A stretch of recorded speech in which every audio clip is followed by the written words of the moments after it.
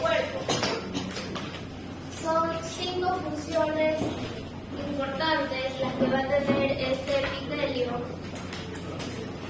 y una de ellas es la secreción. ¿Sí? Como ustedes han visto, o la mayoría de cortes que nosotros hemos visto como ejemplo y también que vemos en la práctica, ¿sí?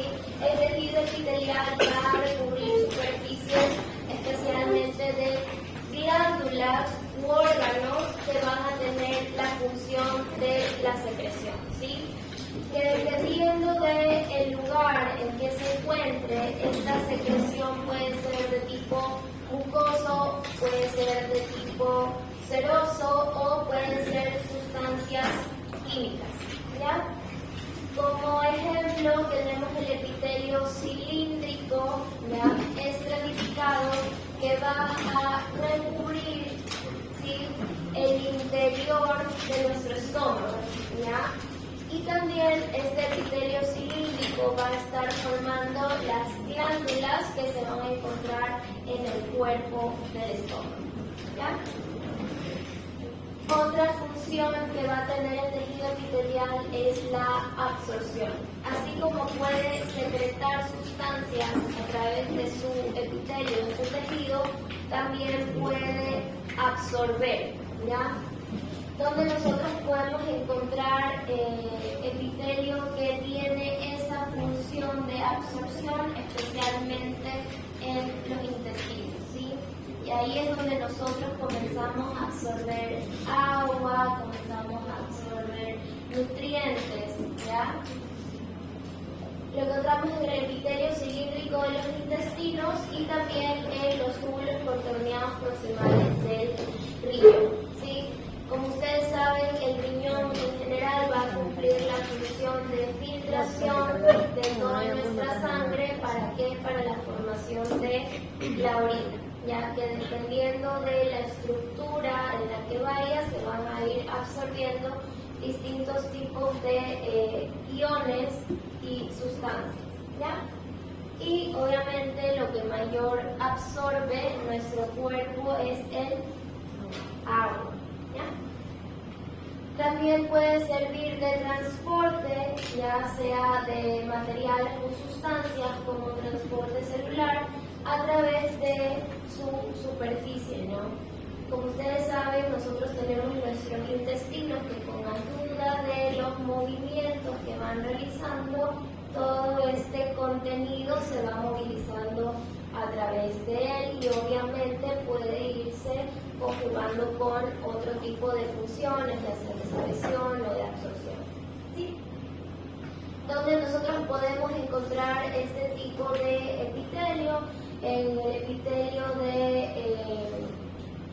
el canal auditivo, ¿sí? Nosotros ahí tenemos unos cilios, ¿verdad?, que son unas elongaciones de la membrana celular, que es la que permite el movimiento de la cera que se nos puede acumular en él. También tenemos cilios, bueno, ya les dije, en nuestro intestino, ¿sí?, y en otros tipos de tejidos, ¿ya? No solamente puede ser el transporte a través de la superficie, sino que también al momento que cumple la función de la absorción, también puede cumplir la función de transportar sustancias del exterior hacia el interior del tejido, ¿sí? Y a su vez también puede ser el transporte desde el tejido conjuntivo, que yo les decía que se encuentra por debajo del tejido epitelial, hacia el tejido epitelial como tal. Una de las principales funciones puede ser la de la irrigación o la de la vascularidad. Como yo les decía, el tejido epitelial es un tejido avascular, no va a tener vasos sanguíneos, entonces tiene que haber el aporte sanguíneo desde el tejido conjuntivo hacia él, ¿ya? Otra de las funciones es la protección mecánica. Esto quiere decir que puede encontrarse en ciertos tejidos, ya que van a cumplir la función de la protección, como por ejemplo el órgano más grande de nuestro cuerpo, la piel, ¿sí?, que nos sirve de barrera protectora frente a agentes externos, ¿sí? Y como yo les decía siempre, acuérdense que el tejido epitelial, el estratificado, al tener varias capas, ¿sí?, ayuda a proteger a nuestro tejido sobre agentes que lo puedan agredir o dañar, ¿sí? Y otra función también es la función receptora, ¿ya?, que es la de recibir y transmitir los impulsos, como por ejemplo los corpúsculos gustativos que se encuentran en la lengua, ¿ya? Esta función de recepción la encontramos sobre todo en los órganos de los sentidos, ¿sí? La visión, el olfato, el gusto, el tacto, ¿ya?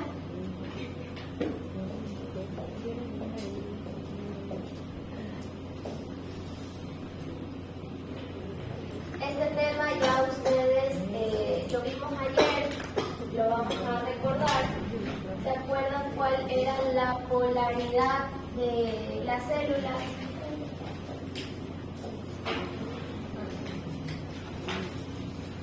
¿No?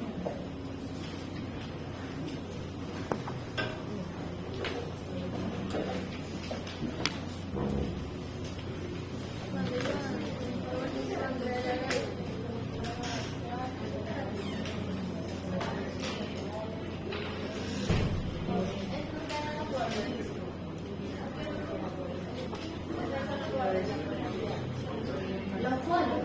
Polaridad viene de polos.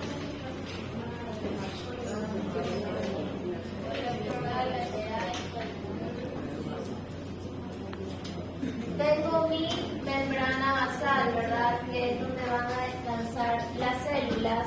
Cuando yo diga polaridad, me refiero a los polos que va a presentar mi célula, ¿sí? Tenía mi polo superior o borde apical, ya que era el que iba a estar por encima de la célula, ¿sí?, en continuidad hacia la luz. Tenía mi polo inferior o polo basal o borde basal. Y por último, mis polos laterales o bordes laterales, ¿sí?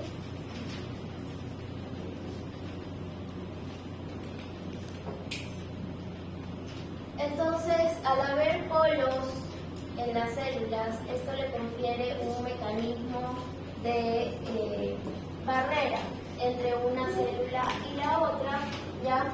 Y dependiendo de si estamos hablando de polo superior, polo inferior, o borde apical, borde basal, o los laterales, van a existir diferentes uniones entre ellos, ¿ya? Y esto va a hacer que se facilite que el movimiento de solutos, ya, entre una célula y la otra. Vamos a ver primero la región apical, ¿ya? En la región apical, como yo les decía, puede haber variaciones en cuanto a su estructura, ¿ya?, porque puede presentar estos tres tipos de estructuras o modificaciones en ella que le van a conferir distintas funciones, ¿sí? Como siempre, acuérdense que todo esto va a depender de la localización del tejido. Y podemos encontrar microvellosidades, ¿ya? Como su nombre lo dice, microvellosidades son unos micropelitos que va a haber en su polo superior, en su borde apical, ¿sí? Y estas microvellosidades, como yo siempre les digo, son evaginaciones o prolongaciones. Tenemos nuestra membrana. Evaginaciones es hacia afuera, invaginaciones es hacia adentro, ¿ya? Entonces son evaginaciones del citoplasma, ¿ya? Y estos de aquí van a tener unos núcleos de filamentos de actina. Como yo les decía, la actina es una proteína que le confiere la función o la característica de poder contraerse, ¿sí? Entonces, lo que hacen estas microvellosidades es tener esa función de movimiento, ¿ya? También tenemos los estereocilos o esterovellosidades, ¿ya? Que también son como las microvellosidades, pero estas, como su nombre lo dice, esteros, van a contraerse o a moverse de acuerdo a qué. ¿Qué se les ocurre si yo les digo estéreo? Estéreo. Ondas o vibraciones de sonido, ¿ya? Y por último, ya que tenemos a los cilios, que también son evaginaciones o prolongaciones citoplasmáticas, que estas de aquí en cambio van a tener haces de microtúbulos, y al tener haces de microtúbulos les confieren una cierta rigidez, ¿sí? A diferencia de las microvellosidades que se van a mover, ¿verdad? Van a tener la funcionalidad del movimiento, ya no son tan rígidas. Los estereocilios, que son también microvellosidades o prolongaciones del citoplasma que van a tener la funcionalidad del movimiento, pero de acuerdo a las vibraciones del sonido, los cilios van a tener una cierta rigidez y su movimiento va a ser menor, ¿ya?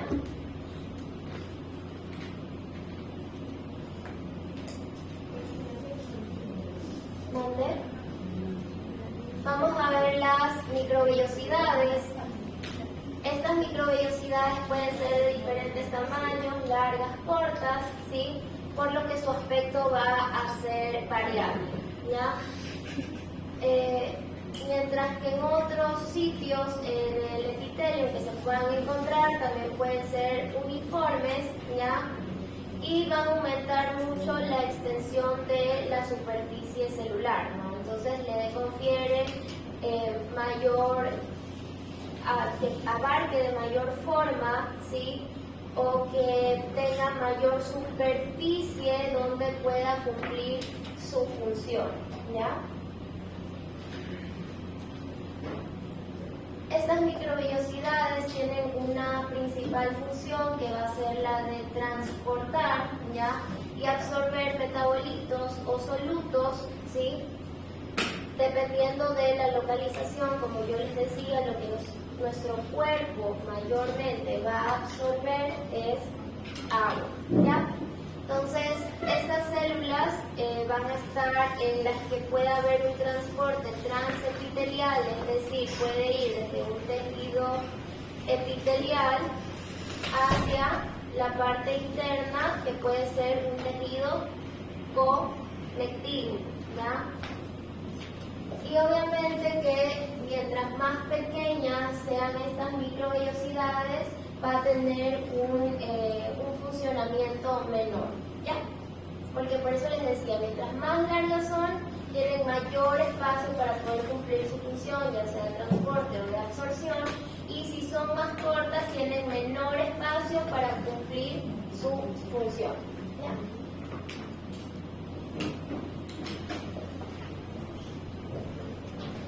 Aquí vemos distintos tipos de tejidos, ¿ya? Si se dan cuenta,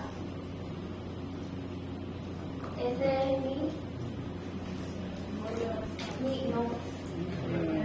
sería mi borde apical, ¿sí? Esta es una sola célula, ¿ya? Entonces en mi borde apical yo iba a tener estas evaginaciones o prolongaciones del citoplasma, ¿verdad? Que dependiendo de la localización pueden ser regulares, como pueden ser cortitas, irregulares, ¿ya? Y pueden ser también escasas o abundantes, ¿ya?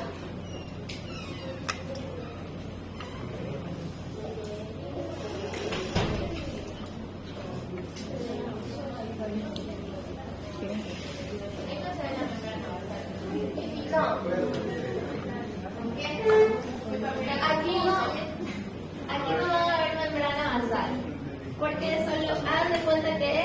es una sola célula.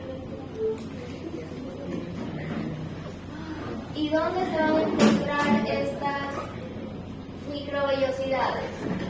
En el borde apical.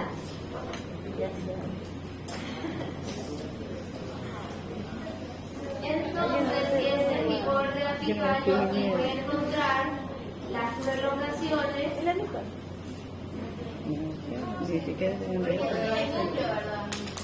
¿Qué cosa? Ah, pero yo no les voy a poner eso. Así tampoco. No, esto es una sola célula. Todo esto es una sola célula. Es como que si yo cojo mi célula y le hice un zoom a esta parte. ¿Ya?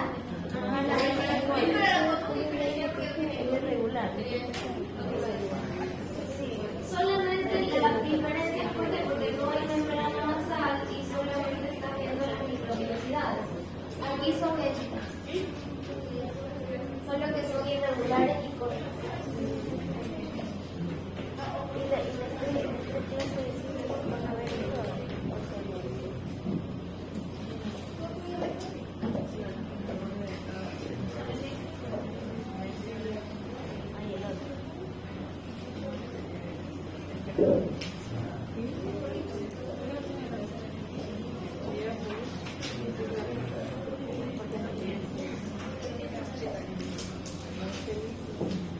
Como yo les decía, estas microvellosidades van a estar compuestas por filamentos de actina, así que son proteínas contráctiles, ¿ya?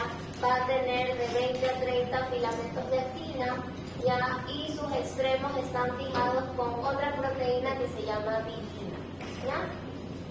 El fascículo de los microfilamentos se va a extender desde su citoplasma apical, ¿ya? Hasta el velo terminal, justo por debajo de la base de las microvellosidades. Vamos a verlo.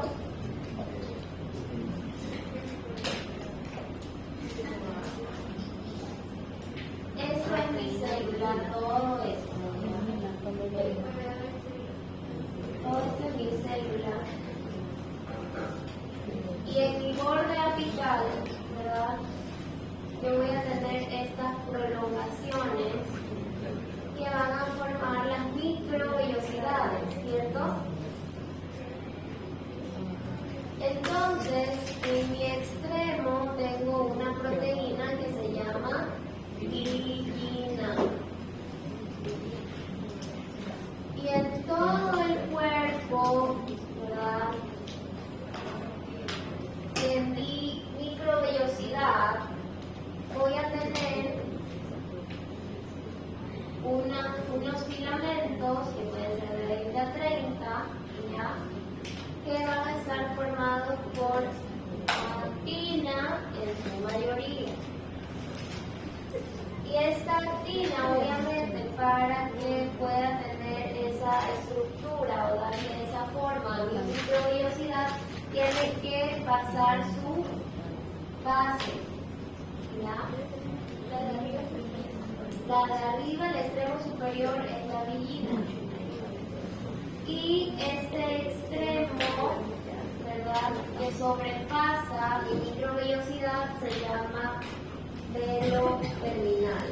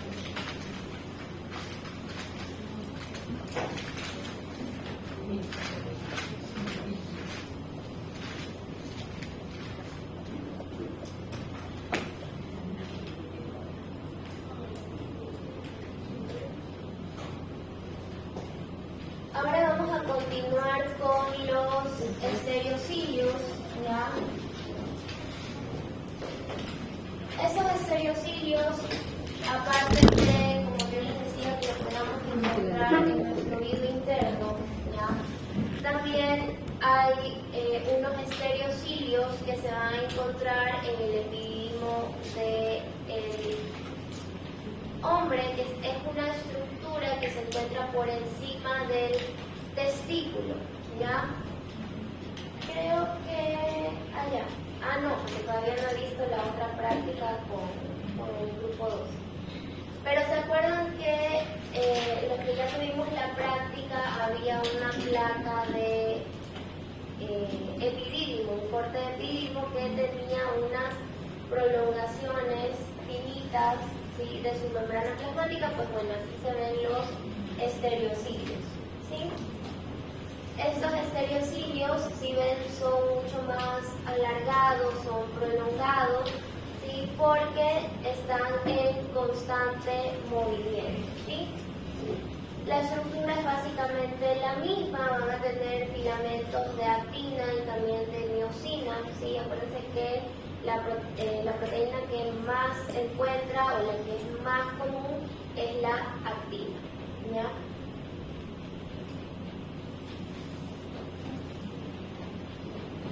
Los estereocilios que vamos a encontrar en la vía espermática son evaginaciones extremadamente largas, por eso es que eran muy notorias, ¿ya? Y van a facilitar que la absorción, porque al ser largas van a tener mayor espacio, mayor superficie para poder absorber, ¿ya? Y van a estar sostenidos por fascículos de filamentos de actina, por eso la actina es la proteína contráctil, ya unidos por medio de fibrina, que también es otra proteína, ¿sí? Pero la más relevante y la más común es la actina, ¿ya? Y estos de aquí van a tener la ausencia de la proteína en su extremo, que es la vigina. ¿Para qué? Para darle un mayor movimiento y no conferirle tanta rigidez como a las microvellosidades, ¿ya? En el epitelio del oído interno también vamos a encontrar estos estereocilios, ¿ya? Y obviamente ellos van a tener su movimiento selectivo frente a las vibraciones acústicas, ¿sí? Y sirven como mecanorreceptores sensoriales. ¿Por qué? Porque se encuentra en el órgano del sentido de la audición.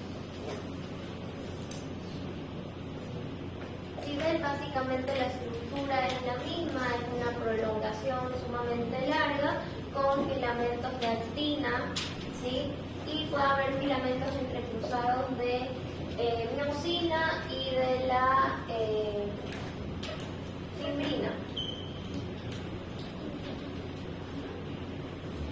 Y por último, los cilios, ya que también son prolongaciones. Y estos cilios son mucho más comunes en nuestro cuerpo, ¿sí? Como ya les dije, son evaginaciones de la membrana plasmática en su borde apical y van a poseer un axonema, ya que es un cuerpo que se va a encontrar en todo su centro, y esto es lo que les confiere cierta rigidez, ¿ya? Estos cilios se pueden clasificar en 3 categorías de acuerdo a la localización en la que estén. Unos pueden ser unos cilios móviles, ya que van a poseer su axonema o su cuerpo del cilio con proteínas que van a estar asociadas a microtúbulos, ¿sí? Que es lo que le va a conferir esta movilidad, ¿sí? Estos cilios móviles, ¿dónde los podemos encontrar? En el epitelio pseudoestratificado cilíndrico, ¿sí? Ciliado, que se va a encontrar en nuestra tráquea, los bronquios, y también se puede encontrar en el epitelio que va a recubrir las trompas del falopio, que van a conectarse ¿con quién? Con el útero, ¿ya? También estas células van a poseer varios cilios en hileras, ¿ya? También sirven para qué? De barrera, para poder evitar la acumulación de qué? De moco y partículas que se se pueden encontrar en nuestro tracto respiratorio inferior, ¿sí? Y mientras que en las trompas de falopio van a cumplir la función del transporte o del movimiento de ¿quién? Del óvulo, ¿sí? O de nuestro folículo maduro, ¿ya? Y se iba también a liberar a su vez que líquido folicular que va a facilitar el transporte, ¿sí? De nuestro óvulo.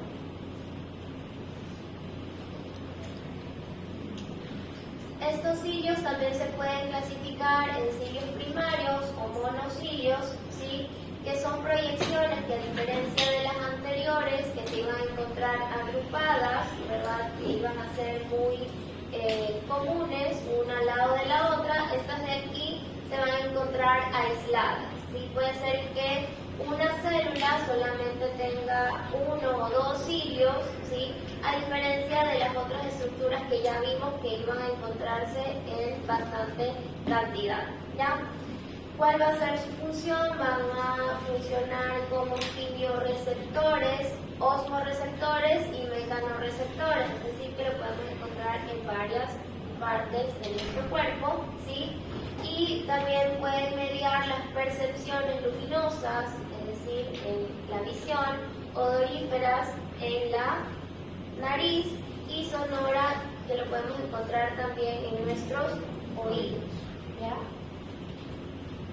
Es decir, en los órganos de los sentidos, ¿sí? También podemos encontrar cilios nodales, ¿sí? Que esto en cambio lo vamos a encontrar solamente en nuestro disco embrionario, nuestro disco trilaminar, ¿sí? Y va a estar rodeando a nuestro nódulo primitivo, ¿ya? Y este es el que va a facilitar el transporte o la migración de las células mesenquimatosas para que se sigan desarrollando las siguientes estructuras, ¿okay? Ahora vamos con las regiones laterales. Estas regiones laterales van a estar en estrecha unión ¿con quién? Con la región lateral de la célula que está al lado, ¿ya? Esta región lateral se va a caracterizar por tener que varias proteínas, ¿sí? Especialmente las de adhesión molecular para evitar que estas células, ¿verdad?, pierdan su unión. Y esta adhesión de moléculas se van a llamar complejos de unión. ¿Cómo se van a clasificar estos complejos de unión? Pues tenemos las uniones ocluyentes, ¿sí? O también conocidas como uniones estrechas, que va a haber entre una célula y la otra, y son impermeables. Si son impermeables quiere decir que no va a haber mayor transporte de líquidos o mayor transporte de solutos, y esto hace que cumpla una función de barrera entre célula y célula, ¿sí? Y van a estar unidas en el punto más apical, es decir, casi que en su borde apical de cada célula, y como es impermeable va a evitar que se transporten líquidos y proteínas entre la superficie apical, que es la que va a facilitar la entrada de sustancias, ¿sí? Hace que en los bordes laterales no se produzca ese transporte, es decir, que son muy selectivas, ¿ya?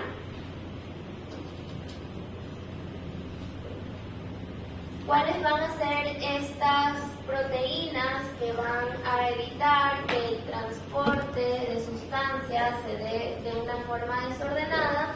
Tenemos primero la ocludina, que es la que va a mantener la barrera entre célula y célula, ¿ya? Y también dentro de la misma célula impide que el transporte de sustancias se dé en las regiones laterales, ¿ya? Y la claudina, que esta va a formar una estructura como una columna en cada hebra de porciones laterales y va a formar unos conductos acuosos para que pueda haber un pequeño transporte de iones o sustancias entre una célula y la otra, ¿ya?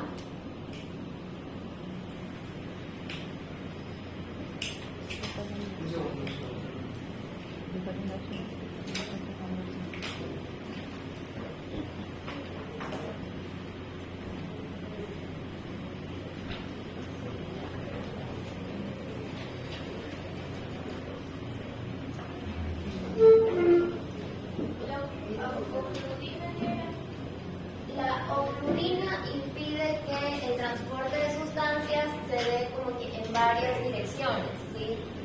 Entonces solo permite que el transporte de sustancias se dé desde el borde apical hacia el borde basal, ¿sí? Y evita que se venga por aquí, venga por acá, ¿no?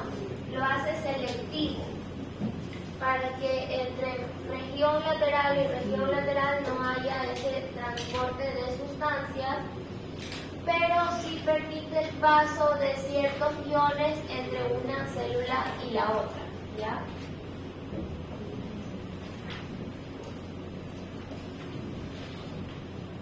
Y por último tenemos una molécula adhesiva, ya que esta pertenece a la familia de las inmunoglobulinas y va a formar parte de las uniones que puedan haber en el tejido, especialmente endotelial. ¿Sí? ¿Se acuerdan que ayer vimos ciertas definiciones del tejido que va a estar recubriendo ciertas partes de nuestro cuerpo? ¿Sí? Y si nosotros decimos endotelial, hacemos referencia a que este tejido epitelial va a estar recubriendo los vasos sanguíneos.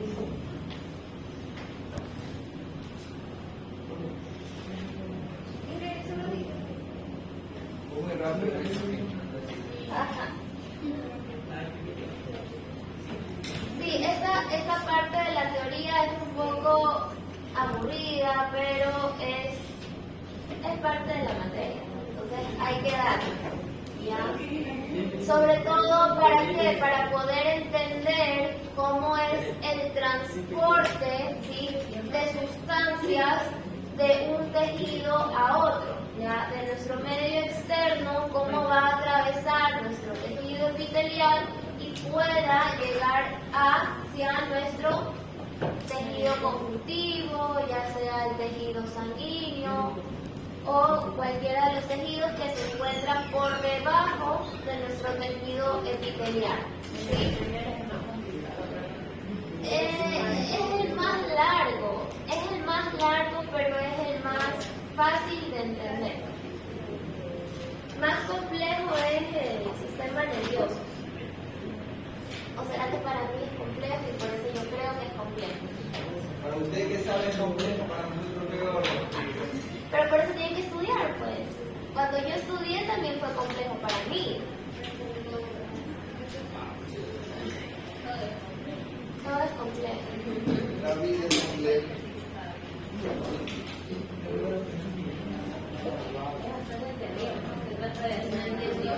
Sí, esta parte de la teoría es un poquito pesada, por así decirlo, porque es aburrida, ¿ya? Porque no estamos viendo solamente los dibujos del tejido epitelial, sino que hay que entender y comprender el por qué estas células están pegadas una al lado de la otra, cómo es que funciona el transporte de sustancias y moléculas entre ellas. Claro que sí. Ahora vamos a hablar cómo es que se transportan estas sustancias a través de nuestro tejido, ¿sí?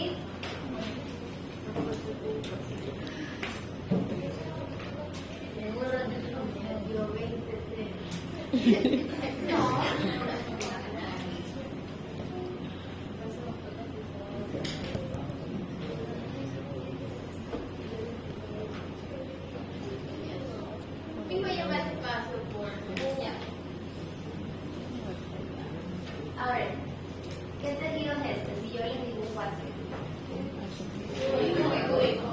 Cúbico y simple. Permite ya cúbico. ¿Ya? Cualquier sustancia que vaya a entrar a mi célula, ¿verdad?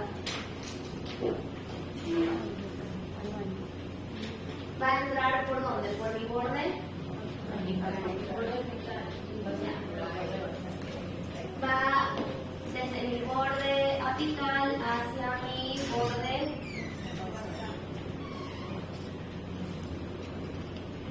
Para que pueda haber un buen transporte de sustancias, va a ser un transporte activo.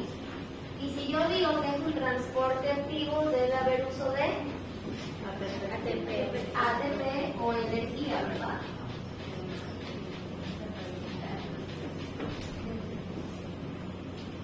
Mientras que también yo les dije que la región lateral iba a ser mucho más selectiva e iba a poder haber el transporte de sustancias o iones de una célula a otra, ¿sí? Lo que no puede haber es que una sustancia que se encuentre en el medio externo atraviese por la región lateral. ¿Ya? Eso no. Tiene que ser siempre desde el borde apical. ¿Ya? Entonces, si nosotros decimos que la sustancia, ¿verdad?, que vaya a entrar a mi célula va a provenir o va a venir desde mi borde apical hacia mi borde basal, quiere decir que va a atravesar toda mi célula, ¿verdad? Y si atraviesa toda mi célula, hablo de un transporte transcelular, ¿ya? Porque va a atravesar la célula, ¿sí? Pero si yo hablo de un transporte de iones o sustancias de una célula a la otra, de una célula que está a mi lado, es decir, va a estar paralela a mí, hablo de un transporte paracelular. ¿Ya?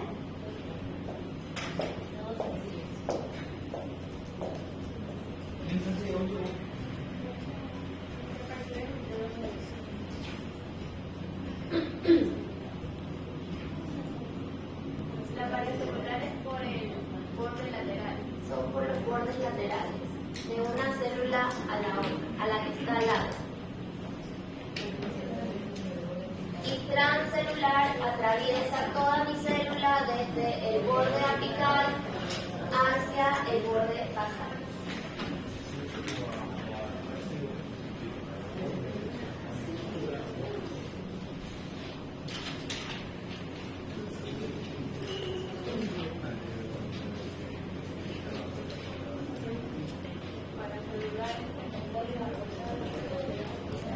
Transcelular atraviesa toda la célula.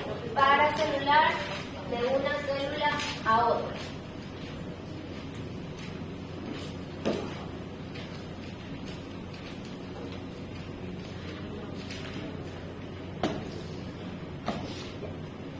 Y esto es lo que yo les decía.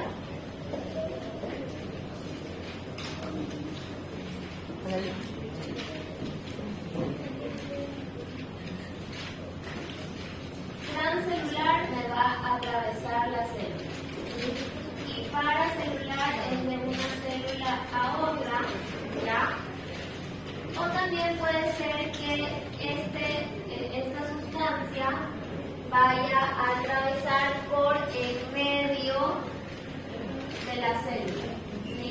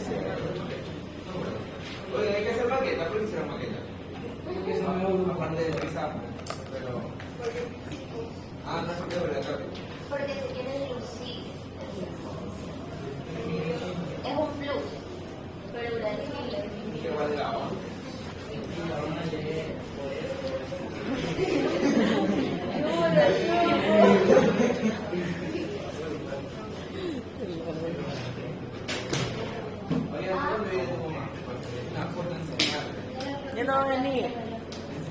Sí, tomaste foto por gusto.